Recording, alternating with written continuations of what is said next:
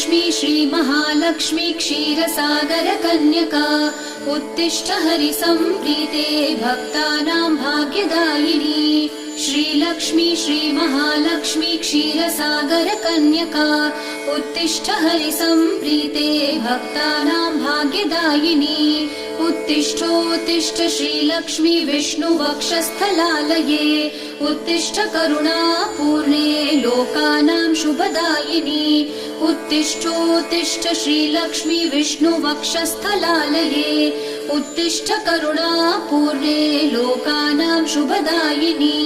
श्रीपद्ममध्यवसिते वरपद्मनेत्रे श्रीपद्महस्तचिरपूजितपद्मपादे श्रीपद्मजातजननी शुभपद्मवक्त्रे श्रीलक्ष्मी भक्तवरदे तव सुप्रभातम्।